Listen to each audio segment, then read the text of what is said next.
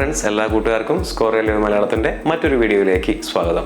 RRB junior engineer എക്സാമിന് notification വന്നിരിക്കുകയാണ്. Application link open ആണ്. എക്സാമിന് അപ്ലൈ ചെയ്യാനിരിക്കുന്നതിന് മുന്നേ നിങ്ങളുടെ മനസ്സിൽ ഒരുപാട് സംശയങ്ങളുണ്ടായിരിക്കും. ഞാൻ ഏത് RRBയിലാണ് അപ്ലൈ ചെയ്യേണ്ടത്? ഞാൻ ഒരു RRB സെലക്ട് ചെയ്യേണ്ട സമയത്ത് അതിൻ്റെ മാനദണ്ഡങ്ങൾ എന്തൊക്കെയായിരിക്കും? കേരളത്തിലെ കുട്ടികൾക്ക് ഏറ്റവും കൂടുതൽ പോസ്റ്റിൽ ഒഴിവുള്ള RRB ഏതാണ്? അതുപോലെ തന്നെ ട്രിവാൻഡ്രം RRBയിൽ അപ്ലൈ ചെയ്ത് കഴിഞ്ഞാൽ എനിക്ക് നാട്ടിൽ തന്നെ ജോലി കിട്ടും. ഇലക്ട്രിക്കൽ ട്രേഡാണ് ഞാൻ പഠിച്ചതെന്നുണ്ടെങ്കിൽ എനിക്ക് മെക്കാനിക്കൽ പോസ്റ്റുകൾ അപ്ലൈ ചെയ്യാൻ പറ്റുമോ? അങ്ങനെയാണെങ്കിൽ ആ പോസ്റ്റുകൾ ഏതൊക്കെയാണ്? ഞാൻ മെക്കാനിക്കൽ ട്രേഡാണ് പഠിച്ചതെന്നുണ്ടെങ്കിൽ എനിക്ക് ഇലക്ട്രിക്കൽ ട്രേഡുകൾ അപ്ലൈ ചെയ്യാൻ പറ്റുമോ? അങ്ങനെയാണെങ്കിൽ ആ പോസ്റ്റുകൾ ഏതൊക്കെയാണ്? ഞാൻ അപ്ലൈ ചെയ്യാനിരിക്കുന്ന സമയത്ത് ഞാൻ സോണിനാണോ RRBക്കാണോ പ്രാധാന്യം കൂടുതൽ കൊടുക്കേണ്ടത്? അതുപോലെ തന്നെ ഏതൊക്കെ ബ്രാഞ്ചുകളാണ് ഈ അലൈഡ് എഞ്ചിനീയറിംഗ് എന്ന് പറയുന്ന വിഭാഗത്തിനകത്ത് ഉൾപ്പെട്ടിട്ടുള്ളത്? ഇനി കട്ട് ഓഫ് എങ്ങനെയാണ് തീരുമാനിക്കുന്നത്? ഇങ്ങനെ ഒരുപാട് ചോദ്യങ്ങൾ നിങ്ങളുടെ മനസ്സിലുണ്ടായിരിക്കും. ഈ ചോദ്യങ്ങൾക്കെല്ലാം ഉള്ള മറുപടിയുമായിട്ടാണ് ഞാൻ ഇന്ന് നിങ്ങളുടെ മുന്നിലേക്ക് വന്നിട്ടുള്ളത്.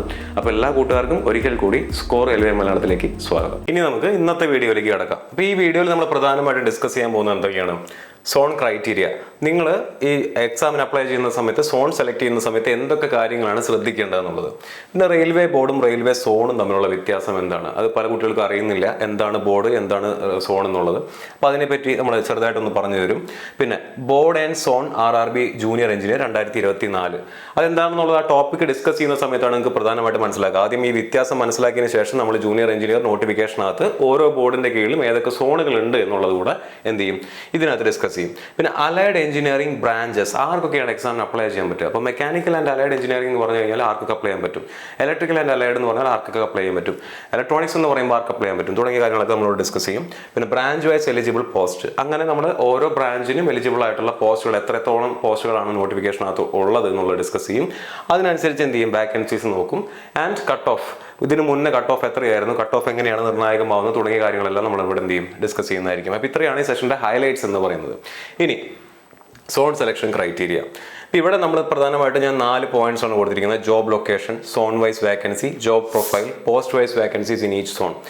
ഇതിനെ ഞാൻ 2 പാർട്ടായിട്ടാണ് ഈ വീഡിയോനെ ആക്ച്വലി എടുക്കാനായിട്ട് ഉദ്ദേശിച്ചിരിക്കുന്നത്. ഒന്ന് സോൺ അനാലിസിസ് ആയിട്ടും 2 പോസ്റ്റ് അനാലിസിസ് ആയിട്ടും. ശ്രദ്ധിച്ചു കേൾക്കുക.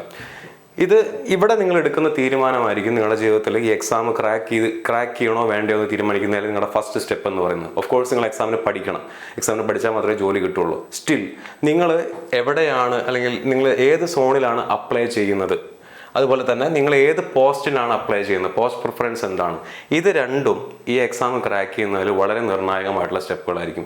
അതുകൊണ്ട് തന്നെയാണ് അത് ഡീറ്റെയിൽ ആയിട്ട് 2 വീഡിയോ ആയിട്ട് തന്നെ ചെയ്യാൻ തീരുമാനിക്കുന്നത്. ഇന്നത്തെ വീഡിയോയിൽ നമ്മൾ പ്രധാനമായിട്ടും ഡിസ്കസ് ചെയ്യുന്നത് എന്താണ്, സോൺ അനാലിസിസ് ആണ്. സോൺ അനാലിസിസിൽ നമ്മൾ ഡിസ്കസ് ചെയ്യാൻ പോകുന്നത് ജോബ് ലൊക്കേഷനും സോൺ വൈസ് വാക്കൻസീസുമാണ്. അപ്പോൾ ജോബ് ലൊക്കേഷനും സോൺ വൈസ് വാക്കൻസി എന്ന് പറയുമ്പോഴും എനിക്കിവിടെ പറയാനുള്ള കാര്യം എന്ന് പറഞ്ഞു കഴിഞ്ഞാൽ, നമ്മൾ ഈ വീഡിയോയിൽ ആരുടെ അടുത്തും നിങ്ങൾ ഇന്ന സോണിൽ അപ്ലൈ ചെയ്യണം, നിങ്ങൾ ഈ പോസ്റ്റിന് അപ്ലൈ ചെയ്യണം എന്ന് നമ്മൾ ഒരിക്കലും പറയില്ല. കാരണം അത് ഓരോ വ്യക്തിപരമായിട്ടുള്ള തീരുമാനങ്ങളായിരിക്കണം. നിങ്ങളുടെ സാഹചര്യം, നിങ്ങളുടെ ജീവിത സാഹചര്യം എന്താണെന്ന് മനസ്സിലാക്കിക്കൊണ്ട് വേണം നിങ്ങൾ ഈ തീരുമാനങ്ങൾ എടുക്കാനായിട്ട്. ചിലപ്പോൾ ഈ വീഡിയോ കാണുന്ന കുട്ടികളിൽ ഒരുപാട് പേർക്ക് വീട് വിട്ട് മാറി നിൽക്കാൻ താല്പര്യമുണ്ടാവണം നിർബന്ധമില്ല. അപ്പോൾ അവരെന്ത് ചെയ്യുക, വീടിനടുത്തുള്ള സോണ് ഉള്ള അല്ലെങ്കിൽ വീടിനടുത്തുള്ള RRBയിൽ എന്ത് ചെയ്യുക, അപ്ലൈ ചെയ്യുക. ചില കുട്ടികളെ സംബന്ധിച്ചിടത്തോളം എങ്ങനെയെങ്കിലും ഈ ജോലി നേടിയാൽ മതി എന്നുള്ള ആഗ്രഹമുള്ളവരായിരിക്കും. അവർക്ക് ജോലി എവിടെയായാലും കുഴപ്പമില്ല, എനിക്ക് ജോലി കിട്ടിയാൽ മതി എന്ന ആഗ്രഹമുള്ളവരായിരിക്കും. അപ്പോൾ അവരെന്ത് ചെയ്യുക, വേക്കൻസി നോക്കി ഏറ്റവും കൂടുതൽ വേക്കൻസി ഉള്ള സോണുകൾ മനസ്സിലാക്കി അവിടെ എന്ത് ചെയ്യുക, അപ്ലൈ ചെയ്യാം. അപ്പോൾ അത് നിങ്ങളുടെ ജീവിത സാഹചര്യം എന്താണെന്ന് നിങ്ങൾക്ക് മാത്രമേ മനസ്സിലാവുള്ളൂ. അത് നോക്കിക്കൊണ്ട് വേണം നിങ്ങൾ അപ്ലൈ ചെയ്യാനായിട്ട്. അല്ലാണ്ട് നമുക്ക് ഒരിക്കലും നിങ്ങൾ ഇന്ന സോണിൽ പോയി അപ്ലൈ ചെയ്യുമെന്ന് പറഞ്ഞു തരാൻ പറ്റില്ല. നമുക്ക് ഇൻസൈറ്റ്സ് തരാൻ പറ്റും. ഈ സോണിനകത്ത് ഇത്രയും വേക്കൻസി ഉണ്ട്, ഈ സോണിൽ ഈ പോസ്റ്റിന് ഇത്രയും വേക്കൻസി ഉണ്ട്, അത് നമ്മളിൽ നിന്ന് ഇത്ര ദൂരം ആണ് അല്ലെങ്കിൽ ഇത്ര അടുത്താണ് തുടങ്ങിയ കാര്യങ്ങൾ പറഞ്ഞു തരാൻ പറ്റും.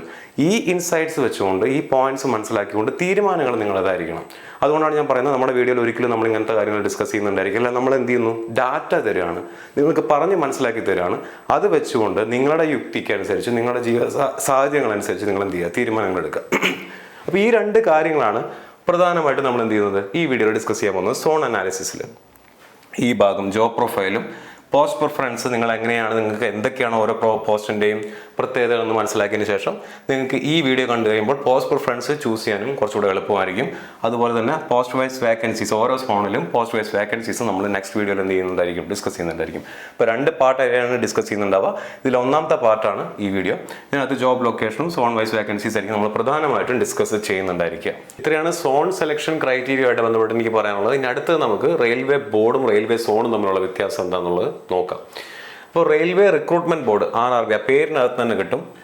റെയിൽവേയിലേക്ക് റിക്രൂട്ട് ചെയ്യുന്നതിന് വേണ്ടി എക്സാം കണ്ടക്ട് ചെയ്യുന്ന ഒരു ബോർഡാണ് എന്ത് RRB എന്ന് പറഞ്ഞു കഴിഞ്ഞാൽ. റെയിൽവേ സോൺസ് എന്ന് പറഞ്ഞു കഴിഞ്ഞാൽ റെയിൽവേയുടെ ഫംഗ്ഷനിങ് ആയിട്ടുള്ള 17 ഡിവിഷൻസ് ആണ്, 17 ഭാഗങ്ങളാണ്, 17 സോണുകളാണ് ഉള്ളത്. ഈ 17 സോണുകളിലായിട്ടാണ് ഇൻഡിപെൻഡൻ്റ് ആയിട്ടുള്ള സോണുകളിലായിട്ടാണ് റെയിൽവേ എന്ത് ചെയ്യുന്നത്, വർക്ക് ചെയ്യുന്നത്. ഇപ്പം ഈ 17 സോണുകളിലേക്ക് വേണ്ട ആളുകളെ RRBs ആണ് എന്ത് ചെയ്യുന്നത്, റിക്രൂട്ട് ചെയ്യുന്നത്. ഒരു ബോർഡ് കണ്ടക്ട് ചെയ്യുന്നത് ചിലപ്പോൾ ഡിഫറെൻറ്റ് സോൺസിലേക്കായിരിക്കും. ഒരു ബോർഡിൻ്റെ കീഴിൽ തന്നെ ചിലപ്പോൾ എന്ത് ചെയ്യുന്നുണ്ടാവും, ഡിഫറെൻറ്റ് സോൺസിലേക്ക് എക്സാം കണ്ടക്ട് ചെയ്യുന്നുണ്ടായിരിക്കും. അല്ലെങ്കിൽ 2 ബോർഡുകൾ കൂടി ചേർന്നായിരിക്കും ചിലപ്പോൾ ഒരു സോണിലേക്ക് എക്സാം കണ്ടക്ട് ചെയ്യുന്നുണ്ടാവുക. അതിന് എക്സാമ്പിൾ ഞാൻ പറഞ്ഞുതരാം. നിങ്ങൾ ട്രിവാൻഡ്രം RRBയിലാണ് എക്സാം അപ്ലൈ ചെയ്യുന്നതെന്ന് വിചാരിക്കുക, അല്ലെങ്കിൽ ചെന്നൈ RRBയിലാണ് എക്സാം അപ്ലൈ ചെയ്യുന്നതെന്ന് വിചാരിക്കുക. ട്രിവാൻഡ്രം RRBയിലും ചെന്നൈ RRBയിലും അവ 2 RRBസും എക്സാം കണ്ടക്ട് ചെയ്ത് അവിടെ നിന്ന് പുറത്തു വരുന്ന ഉദ്യോഗാർത്ഥികൾ ഏത് ഡിവിഷനിൽ അല്ലെങ്കിൽ ഏത് സോണിലായിരിക്കും വർക്ക് ചെയ്യാൻ പോകുന്നുണ്ടായിരിക്കുക, 7 എന്നുള്ള പേര് എഴുതിയിരിക്കുന്ന സദേൺ സോണിലാണ് വർക്ക് ചെയ്യാൻ പോകുന്നത്. ഈ സദേൺ സോണിന്റെ ജോഗ്രഫിക്കൽ ഏരിയ നോക്കുക, അതിനകത്ത് കേരളവും തമിഴ്നാടും വരും. അപ്പം നേരത്തെ ചോദിച്ച ചോദ്യത്തിനുള്ള ഉത്തരം അവിടെയായി. നിങ്ങൾ ട്രിവാൻഡ്രം RRBയിൽ അപ്ലൈ ചെയ്താൽ നാട്ടിൽ ജോലി കിട്ടുമോ? ഇല്ല. ഇല്ല എന്നല്ല, കിട്ടാതിരിക്കാം. ഈ സോണിന് എവിടെ വേണമെങ്കിലും കിട്ടാമെന്നുള്ളതാണ് അതിൻ്റെ ഉത്തരം.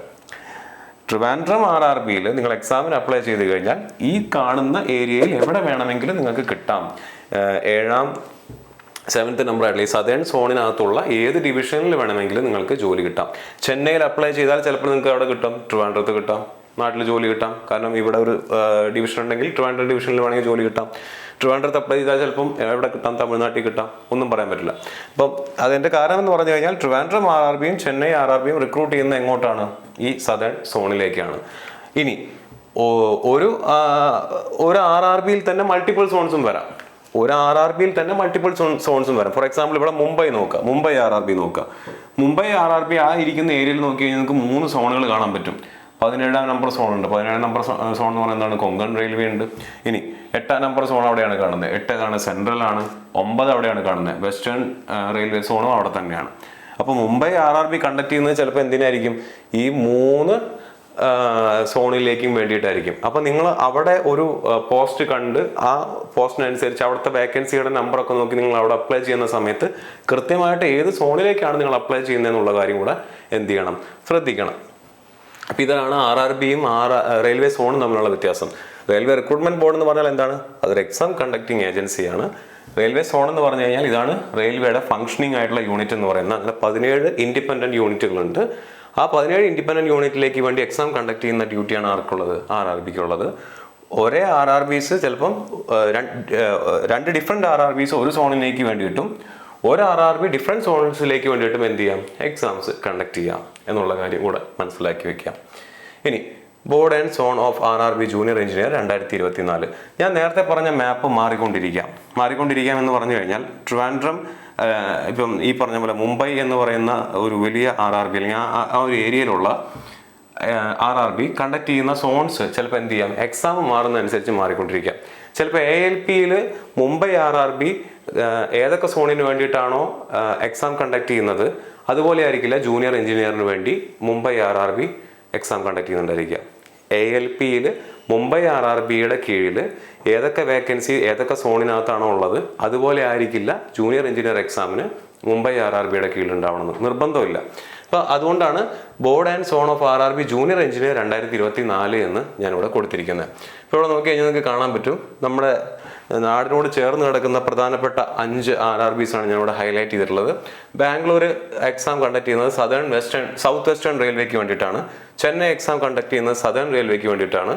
മുംബൈ എക്സാം കണ്ടക്ട് ചെയ്യുന്നത് സൗത്ത് സെൻട്രൽ റെയിൽവേക്കും വെസ്റ്റേൺ റെയിൽവേക്കും സെൻട്രൽ റെയിൽവേ സോണിനും വേണ്ടിയിട്ടാണ്. സെക്കന്ദരാബാദ് ഈസ്റ്റ് കോസ്റ്റ് റെയിൽവേക്കും തിരുവനന്തപുരം സദേൺ റെയിൽവേക്കും വേണ്ടിയിട്ടാണ് എന്നുള്ള കാര്യം നിങ്ങൾ എന്ത് ചെയ്യുക, മനസ്സിലാക്കി വെക്കുക. അപ്പോൾ ഇതിൽ നോക്കുക, മുംബൈ RRB കണ്ടക്ട് ചെയ്യുന്നത് ഈ 3 സോൺസിന് വേണ്ടിയിട്ടാണ്. മുംബൈയിൽ ഓക്കെ അവിടെ വേക്കൻസി കൂടുതലുണ്ട് എന്ന് മനസ്സിലാക്കി നിങ്ങൾ അവിടെ അപ്ലൈ ചെയ്യാൻ പോകുന്ന സമയത്ത് നിങ്ങൾ അപ്ലൈ ചെയ്യുന്നത് ഏത് സോണിലുള്ള ഏത് പോസ്റ്റിനാണെന്നുള്ള കാര്യം കൂടെ നിങ്ങൾ എന്ത് ചെയ്യുക, മനസ്സിലാക്കി വെക്കുക. ഇത്രയാണ് railway board and railway zone അനാലിസിസിന് പ്രധാനമായിട്ട് നിങ്ങൾ അറിഞ്ഞിരിക്കേണ്ട കാര്യം. ഇത് വെച്ചുകൊണ്ട് ഞാൻ എന്ത് ചെയ്യുന്നു, നമ്മുടെ ഏറ്റവും അടുത്ത് കിടക്കുന്ന ഒരു 5 സോണുകളെ ഞാൻ നിങ്ങൾക്ക് ഇവിടെ ക്ലാസിഫൈ ചെയ്തിട്ടുണ്ട്. ബാംഗ്ലൂർ, ചെന്നൈ, മുംബൈ, സെക്കന്ദരാബാദ് ആൻഡ് ട്രിവാൻഡ്രം. ഞാൻ പറയുന്നത് ഈ സോണുകളിൽ അപ്ലൈ ചെയ്യാനല്ല, നേരത്തെ പറഞ്ഞ ക്രൈറ്റീരിയ വെച്ചുകൊണ്ട് വേണം നിങ്ങൾ അപ്ലൈ ചെയ്യാനായിട്ട്. നമ്മുടെ ഏറ്റവും അടുത്ത് കിടക്കുന്ന 5 സോണുകളെ പരിചയപ്പെടുത്തിയെന്ന് മാത്രം. ഇവിടെ മുംബൈയുടെ കാര്യം ഒന്നുകൂടെ ഞാൻ പറയുന്നു. മുംബൈക്കകത്ത് തന്നെ എത്ര സോണുകളുണ്ട്? 3 സോണുകളുണ്ട് എന്നുള്ള കാര്യം ഓർത്തിരിക്കുക. അടുത്ത് കിടക്കുന്ന 5 RRBs, അതിൽ മുംബൈയിൽ 3 സോണുകളുണ്ട് എന്നുള്ള കാര്യം ഓർത്തിരിക്കുക.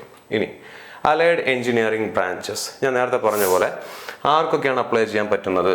ഇപ്പോൾ മെക്കാനിക്കൽ ആൻഡ് അലൈഡ് എഞ്ചിനീയറിംഗ് എന്ന് പറയുമ്പോൾ അതിനകത്ത് ഇത്രയും ആളുകൾക്ക് അപ്ലൈ ചെയ്യാൻ പറ്റും. മെക്കാനിക്കൽ എഞ്ചിനീയറിംഗിന് പറ്റും, പ്രൊഡക്ഷൻ എഞ്ചിനീയറിംഗിന് പറ്റും, ഓട്ടോമൊബൈലിന് പറ്റും, മാനുഫാക്ചറിങ്ങിന് പറ്റും, മെക്കട്രോണിക്സിന് പറ്റും, ഇൻഡസ്ട്രിയലിന് പറ്റും, മെഷീനിങ്ങിന് പറ്റും, tools and machining, tools and die. ഇത്രയും സ്ട്രീമുകളിലുള്ള ആളുകൾക്ക് 3 ഇയർ ഡിപ്ലോമയോ ഈ പറയുന്ന സ്ട്രീമുകളിൽ ഡിഗ്രിയോ ഉണ്ടെന്നുണ്ടെങ്കിൽ അവർക്ക് എന്ത് ചെയ്യാം, മെക്കാനിക്കൽ ആൻഡ് അലൈഡ് എഞ്ചിനീയറിംഗ് എന്ന് പറയുന്ന എക്സാം ഗ്രൂപ്പിനകത്ത് വരുന്ന എല്ലാ പോസ്റ്റിലേക്കും അപ്ലൈ ചെയ്യാൻ പറ്റും.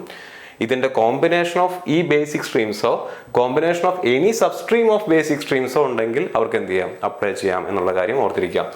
ശ്രദ്ധിക്കണം, 3 ഇയർ ഡിപ്ലോമ എന്ന് പ്രത്യേകം എടുത്ത് പറഞ്ഞിട്ടുണ്ട്. 3 വർഷത്തെ ഡിപ്ലോമയോ ബാച്ചിലേഴ്സ് ഡിഗ്രി ഇൻ എഞ്ചിനീയറിംഗോ ഈ പറയുന്ന ഏതെങ്കിലും സ്ട്രീമിലോ ഇതിന്റെ കോമ്പിനേഷനിലോ ഇതിന്റെ സബ് സ്ട്രീമിലോ ഉണ്ടെന്നുണ്ടെങ്കിൽ നിങ്ങൾക്ക് മെക്കാനിക്കൽ ആൻഡ് അലൈഡ് എഞ്ചിനീയറിംഗിൽ അപ്ലൈ ചെയ്യാൻ പറ്റും. ഇലക്ട്രിക്കൽ ആൻഡ് അലൈഡ് എഞ്ചിനീയറിംഗിനകത്തും അതുപോലെ തന്നെയാണ്. ഇലക്ട്രിക്കലിന്റെ ഏതെങ്കിലും ഒരു കോമ്പിനേഷൻ അല്ലെങ്കിൽ അതിന്റെ ഏതെങ്കിലും ഒരു സബ് സ്ട്രീമിൽ നിങ്ങൾക്ക് ഉണ്ടെന്നുണ്ടെങ്കിൽ നിങ്ങൾക്ക് എന്ത് ചെയ്യാം, ഇലക്ട്രിക്കൽ ആൻഡ് അലൈഡിൽ അപ്ലൈ ചെയ്യാം. ഇലക്ട്രോണിക്സിനകത്താണ് ഇത്തവണ എന്ത് വന്നിരിക്കുന്നത്, കമ്പ്യൂട്ടർ സയൻസ് ആൻഡ് എഞ്ചിനീയറിംഗും കമ്പ്യൂട്ടർ എഞ്ചിനീയറിംഗും വന്നിട്ടുള്ളത്. Instrumentation and control, electronics engineering, computer science, IT തുടങ്ങിയെല്ലാം ഇലക്ട്രോണിക്സ് ആൻഡ് അലൈഡ് എഞ്ചിനീയറിംഗിന്റെ കീഴാണ് വന്നിരിക്കുന്നത്. ഇതിന്റെ ഏതെങ്കിലും ഒരു കോമ്പിനേഷൻ അല്ലെങ്കിൽ സബ്സ്ട്രീമിന്റെ കോമ്പിനേഷൻ അവർക്ക് എല്ലാവർക്കും എവിടെ അപ്ലൈ ചെയ്യാം, ഇലക്ട്രോണിക്സ് ആൻഡ് അലൈഡിൽ അപ്ലൈ ചെയ്യാം. അപ്പോൾ ഇത്രയും ആളുകൾക്ക് ഈ എക്സാമിന് അപ്ലൈ ചെയ്യാൻ പറ്റുന്നുള്ള കാര്യം നിങ്ങൾ എന്ത് ചെയ്യുക, മനസ്സിലാക്കി വെക്കുക. കൂടുതൽ കുട്ടികൾ ഇടയ്ക്കിടയ്ക്ക് ചോദിക്കുന്നതാണ് മെക്കട്രോണിക്സിന് ഏതിലാണ് അപ്ലൈ ചെയ്യാൻ പറ്റുന്നത്, പ്രൊഡക്ഷൻ അപ്ലൈ ചെയ്യാൻ പറ്റുമോ? ആൻഡ് 3 ഇയർ ഡിപ്ലോമ എന്ന് പ്രത്യേകം എടുത്ത് പറയുന്നുണ്ട്. പലരും ചോദിച്ചു പറഞ്ഞിട്ട് 2 ഇയർ ഡിപ്ലോമ ഉണ്ടെങ്കിൽ അപ്ലൈ ചെയ്യാൻ പറ്റുമോ? ഇല്ല, 3 ഇയർ ഡിപ്ലോമ കോഴ്സ് എന്ന് നോട്ടിഫിക്കേഷനകത്ത് പ്രത്യേകം എടുത്ത് പറഞ്ഞിട്ടുണ്ട്. അപ്പോൾ ആ 2 കാര്യം കൂടെ നിങ്ങളിവിടെ മനസ്സിലാക്കി വെക്കുക. ഏതൊക്കെ ബ്രാഞ്ചുകാർ ഏതിൻ്റെ കീഴിലാണ് അപ്ലൈ ചെയ്യേണ്ടതെന്നുള്ളതും 3 ഇയർ ഡിപ്ലോമ അല്ലെങ്കിൽ ബാച്ചിലേഴ്സ് ഡിഗ്രി ഉണ്ടെങ്കിൽ ഈ സ്ട്രീമുകളിൽ ഉണ്ടെങ്കിൽ മാത്രമാണ് നിങ്ങൾ എലിജിബിൾ ആണ് എന്നുള്ളത് ഓർത്തിരിക്കുക. ഇനി ബ്രാഞ്ച് വൈസ് എലിജിബിൾ പോസ്റ്റ്. ഇവിടെ നിങ്ങൾ മനസ്സിലാക്കേണ്ട കാര്യം എന്ന് പറഞ്ഞു കഴിഞ്ഞാൽ electrical and electronics, mechanical, civil 3 പ്രധാനപ്പെട്ട കാറ്റഗറി ഞാൻ കൊടുത്തിട്ടുണ്ട്. ഈ ഓരോ ബാച്ചിനും എലിജിബിൾ ആയിട്ടുള്ള പോസ്റ്റുകൾ ഏതൊക്കെയാണെന്നാണ് നമ്മളിവിടെ പറയാൻ ഉദ്ദേശിച്ചിരിക്കുന്നത്.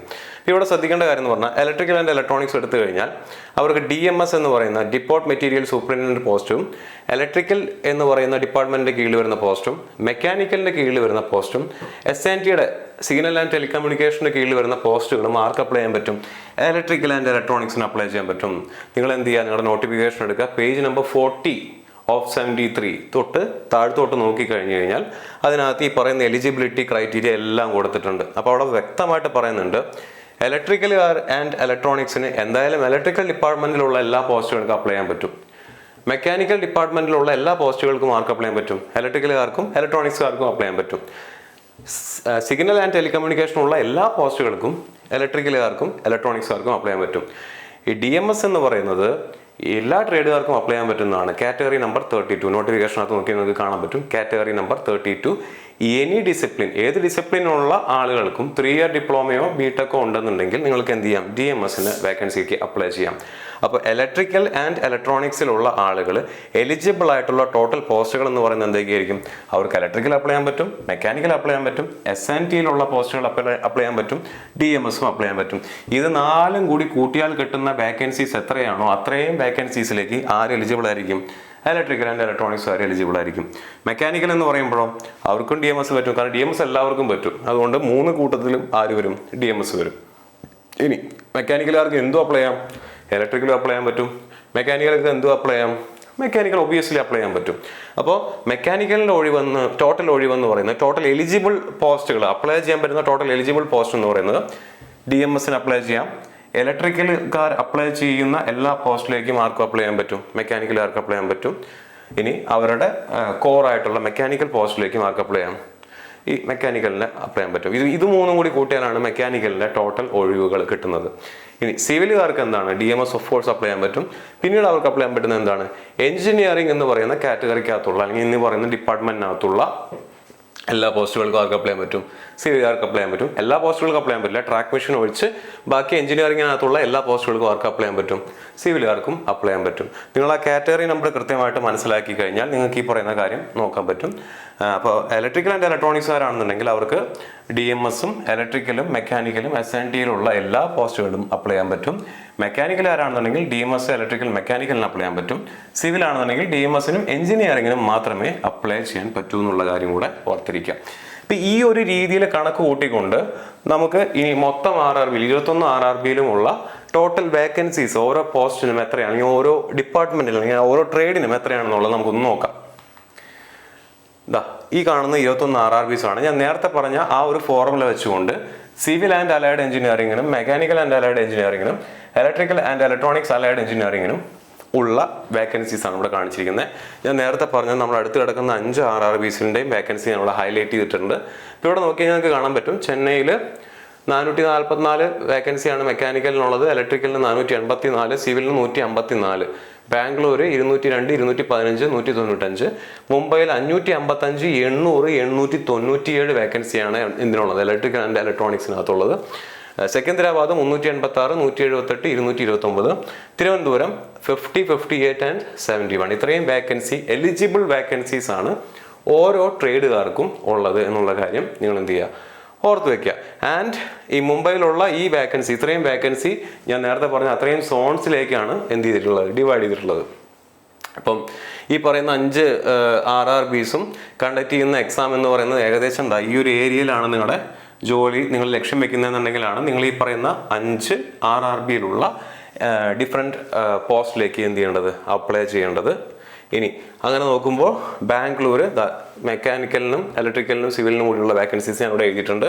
ചെന്നൈക്കുള്ള വേക്കൻസി ഞാൻ ഇവിടെ എഴുതിയിട്ടുണ്ട്. മുംബൈയിൽ ഈ പറയുന്ന 3 സോണിലേക്കും കൂട്ടിയിട്ടാണ് എത്ര ഒഴിവ് വന്നിരിക്കുന്നത്, 897, 800ഉം 555, 555 വേക്കൻസി വന്നിട്ടുള്ളത്. ഈ വേക്കൻസീസ് ആക്ച്വലി ഈ പറയുന്ന 3 സോണിലുമായിട്ട് ഡിവൈഡഡ് ആണ്. നിങ്ങൾ ഏത് സോണിലാണോ അപ്ലൈ ചെയ്യാൻ ആഗ്രഹിക്കുന്നത് ആ സോണിൽ നോക്കിയിട്ട്, ആ സോണിൽ ആ പോസ്റ്റ് ഉണ്ടോ എന്നും ആ പോസ്റ്റിന് ആ വേക്കൻസി ഉണ്ടോ എന്നും നോക്കിയിട്ട് വേണം എന്ത് ചെയ്യാനായിട്ട്, അപ്ലൈ ചെയ്യാനായിട്ട്. സെക്കന്ദരാബാദ് ഈസ്റ്റ് കോസ്റ്റ് റെയിൽവേ ആണ്, അതിനകത്തുള്ള ഒഴിവുകൾ ഇവിടെ എഴുതിയിട്ടുണ്ട്. ട്രിവാൻഡ്രം സദേൺ റെയിൽവേ ആണ്, ഒഴിവുകളും ഇവിടെ എഴുതിയിട്ടുണ്ട്. ഇത്രയും കാര്യങ്ങൾ റെയിൽവേ ബോർഡും അതിൻ്റെ വേക്കൻസി ബേസിൽ എനിക്ക് ഇത്രയും കാര്യങ്ങളാണ് മെയിനായിട്ട് ഡിസ്കസ് ചെയ്യാനുള്ളത്. ഇനി എല്ലാവരും ചോദിക്കുന്ന ഒരു ചോദ്യമാണ് കട്ട് ഓഫ് എങ്ങനെയായിരിക്കും, കഴിഞ്ഞ വട്ടം കട്ട് ഓഫ് എങ്ങനെയാണ്, ഇനി എന്തായിരിക്കും നമ്മുടെ കാര്യങ്ങൾ എന്നുള്ളതൊക്കെയാണ് എല്ലാ കുട്ടികളും ചോദിക്കുന്നത്. എനിക്ക് ഇതിനകത്ത് ആകെ ഒരു കാര്യമേ പറയാനുള്ളൂ, 2018 എക്സാമിൻ്റെ കട്ട് ഓഫ് നോക്കിയിരുന്നിട്ട് ഒരു കാര്യമില്ല. അതിനുശേഷം കൊറോണ വന്നു. കൊറോണയ്ക്ക് ശേഷം ഇത് എക്സാം കണ്ടക്ട് ചെയ്യാൻ പോകുന്ന 6 വർഷത്തിന് ശേഷമാണ്. നിങ്ങളുടെ കോമ്പറ്റീഷൻ ലെവൽ ആകെ മാറിയിട്ടുണ്ട്. ആൻഡ് അന്നത്തെ പോലെ തന്നെ ഈ സെയിം റിപ്പീറ്റിംഗ് പാറ്റേൺ ഇപ്പോൾ ഉണ്ടാവുമെന്ന് നിങ്ങൾക്ക് എങ്ങനെയാണ് വിചാരിക്കാൻ പറ്റുന്നത്? അന്ന് ആളുകൾ ഇന്ന ഒരു പർട്ടിക്കുലർ സോണിൽ അപ്ലൈ ചെയ്തുകൊണ്ടായിരിക്കും ചിലപ്പോൾ അവിടെ എന്ത് സംഭവിച്ചിട്ടുണ്ടായിരിക്കുക, അവിടുത്തെ കട്ട് ഓഫ് കൂടുകയോ കുറയുകയോ ചെയ്തിട്ടുണ്ടായിരിക്കാം. അന്നൊരു പർട്ടിക്കുലർ സോണിൽ വേക്കൻസി കൂടിയതുകൊണ്ടായിരിക്കാം ചിലപ്പോൾ അവിടെ കട്ട് ഓഫ് കൂടുകയോ കുറയുകയോ ചെയ്തിട്ടുണ്ടായിരിക്കുക. അത് നോക്കി അനാലിസിസ് നടത്തിക്കൊണ്ട് നിങ്ങൾക്ക് വരാനിരിക്കുന്ന എക്സാമിന് യാതൊരു വിധത്തിലുള്ള പ്രസക്തിയും ഉണ്ടാവില്ല, യാതൊരു കാര്യവും ഉണ്ടാവില്ല. അപ്പോൾ കട്ട് ഓഫ് ഇനി വരാനിരിക്കുന്ന എക്സാമിനെ ബാധിക്കുന്ന ഒരു കാര്യമേ അല്ല. കഴിഞ്ഞ കട്ട് ഓഫ് ഇനി വരാനിരിക്കുന്ന എക്സാമിനെ ബാധിക്കുന്ന ഒരു കാര്യമേ അല്ല. അപ്പോൾ അത് നോക്കിയിരിക്കാതിരിക്കുക, എത്രയും പെട്ടെന്ന് നിങ്ങളുടെ പ്രിപ്പറേഷൻ സ്റ്റാർട്ട് ചെയ്യുക. ഞാൻ നേരത്തെ പറഞ്ഞ പോലെ ഈ 2 തീരുമാനങ്ങൾ, അതായത് ഏത് സോൺ സെലക്ട് ചെയ്യണം അല്ലെങ്കിൽ ഏത് RRB സെലക്ട് ചെയ്യണം, ഏത് RRB സെലക്ട് ചെയ്യണമെന്ന് അറിയണമെന്നുണ്ടെങ്കിൽ ആ RRBയിൽ ഏതൊക്കെ സോൺ ഉണ്ടെന്ന് മനസ്സിലാക്കി ഏത് സോണിലാണ് വേക്കൻസി കൂടുതലുള്ളത് എന്ന് മനസ്സിലാക്കണം. ഇനി ആ വേക്കൻസി കൂടുതലുള്ളിടത്ത് ഏത് പോസ്റ്റാണ് നിങ്ങൾ എടുക്കേണ്ടത്, ആ പോസ്റ്റിൻ്റെ പ്രിഫറൻസ് അതെങ്ങനെയാണ് സെലക്ട് ചെയ്യേണ്ടത്. നിങ്ങൾക്ക് ഓഫീസ് ഡ്യൂട്ടിയാണോ താല്പര്യം, സൈറ്റിലിരിക്കാനാണോ താല്പര്യം, നിങ്ങൾക്ക് ഈ പറയുന്ന പോലെ ഫ്ലെക്സിബിൾ ആയിട്ടുള്ള ജോലി ചെയ്യാൻ നിങ്ങൾ തയ്യാറാണോ, അങ്ങനെയുള്ള കാര്യങ്ങളെല്ലാം മനസ്സിലാക്കിക്കൊണ്ട് വേണം നിങ്ങൾക്ക് പോസ്റ്റ് പ്രിഫർ ചെയ്യാൻ. ഇപ്പോൾ സോൺ അനാലിസിസും പോസ്റ്റ് അനാലിസിസും മസ്റ്റ് ആക്കണം. ഇതാണ് നിങ്ങളുടെ ഫസ്റ്റ് സ്റ്റെപ്പ് എന്ന് പറയുന്നത്. അതിലെ സോൺ തിരിച്ചിട്ടുള്ള അല്ലെങ്കിൽ ഒരു സോൺ നിങ്ങൾ സെലക്ട് ചെയ്യേണ്ട സമയത്ത് നിങ്ങൾ ശ്രദ്ധിക്കേണ്ട കാര്യങ്ങൾ എന്തൊക്കെയാണെന്നുള്ളത്, അല്ലെങ്കിൽ ഒരു RRB നിങ്ങൾ ചൂസ് ചെയ്യേണ്ട സമയത്ത് ശ്രദ്ധിക്കേണ്ട കാര്യങ്ങൾ എന്തൊക്കെയാണെന്നുള്ളതാണ് ഞാൻ ഇവിടെ പറഞ്ഞത്. ഇതിനകത്ത് നിങ്ങൾക്ക് കുറേ ഇൻസൈറ്റ്സ് കിട്ടി കാണുമെന്നാണ് ഞാൻ വിശ്വസിക്കുന്നത്. ഇനി ഇതുപോലെ നമ്മൾ എന്ത് ചെയ്യുന്നുണ്ട്, പോസ്റ്റ് അനാലിസിസ് നടത്തുന്നുണ്ട്, ഹൗ ടു അപ്ലൈ വീഡിയോ വരുന്നുണ്ടായിരിക്കും. ഈ കാണുന്ന ഓരോ വീഡിയോസും നമ്മുടെ ചാനലിൽ ഇനി വരുന്നുണ്ടായിരിക്കും. നിങ്ങൾ എന്ത് ചെയ്യുക, നമ്മുടെ ചാനൽ നോക്കിയിരിക്കുക. ഇതിൻ്റെ സെക്കൻഡ് പാർട്ടായിട്ടുള്ള പോസ്റ്റ് അനാലിസിസും ഉടനെ തന്നെ നമ്മുടെ ചാനലിനകത്ത് വരുന്നുണ്ടായിരിക്കും. അപ്പോൾ ഞാൻ നേരത്തെ പറഞ്ഞ പോലെ നമ്മൾ ഇതിനകത്ത് നിങ്ങളുടെ അടുത്ത് ഒരു പർട്ടിക്കുലർ സോൺ സെലക്ട് ചെയ്യാനല്ല പറയുന്നത്. നമ്മൾ ഇവിടെ തരുന്ന ഇൻസൈറ്റ്സ് യൂസ് ചെയ്തുകൊണ്ട്, ഇവിടെ തരുന്ന ഡാറ്റ യൂസ് ചെയ്തുകൊണ്ട് നിങ്ങളുടെ യുക്തിക്കനുസരിച്ച് നിങ്ങൾക്ക് എവിടെയാണോ ജോലി ചെയ്യാൻ താല്പര്യമെന്ന് മനസ്സിലാക്കി നിങ്ങൾ വേണം എന്ത് ചെയ്യാൻ, തീരുമാനങ്ങൾ എടുക്കാനായിട്ട്. ഞാൻ നേരത്തെ പറഞ്ഞ പോലെ ബോർഡ് RRB എന്താണെന്നും RRBക്കകത്ത് എങ്ങനെയാണ് സോണുകൾ വരുന്നതെന്നുള്ളതും ആ സോണുകൾ ഓരോ എക്സാമിനനുസരിച്ച് ചിലപ്പോൾ മാറാമെന്നുള്ളതും, RRB ജൂനിയർ എഞ്ചിനീയർ 2024 ഇങ്ങനെയാണ് സോൺ അനാലിസിസ് തന്നിട്ടുള്ളതെന്നും അതിനകത്ത് നമ്മുടെ നാട്ടിൽ നിന്ന് അടുത്ത് കിടക്കുന്ന 5 RRBs എടുത്ത് ആ RRBയിൽ എങ്ങനെയാണ് വേക്കൻസീസ് ഡിസ്ട്രിബ്യൂട്ട് ചെയ്തിരിക്കുന്നത്, ഓരോ ട്രേഡിലുള്ള കുട്ടികൾക്കും എലിജിബിൾ ആയിട്ടുള്ള പോസ്റ്റുകൾ എത്രയാണ് അല്ലെങ്കിൽ വേക്കൻസീസ് എത്രയാണ്, അതെങ്ങനെയാണ് ഈ പറയുന്ന 21 RRBയിലുള്ളത്, ആ 21 RRBയിൽ നിന്ന് നമ്മൾ ഈ പറയുന്ന അടുത്ത് കിടക്കുന്ന 5 RRBയിലും എത്രത്തോളം വേക്കൻസീസ് ആണ് ഉള്ളത് നമ്മൾ തിരിച്ചറിഞ്ഞു.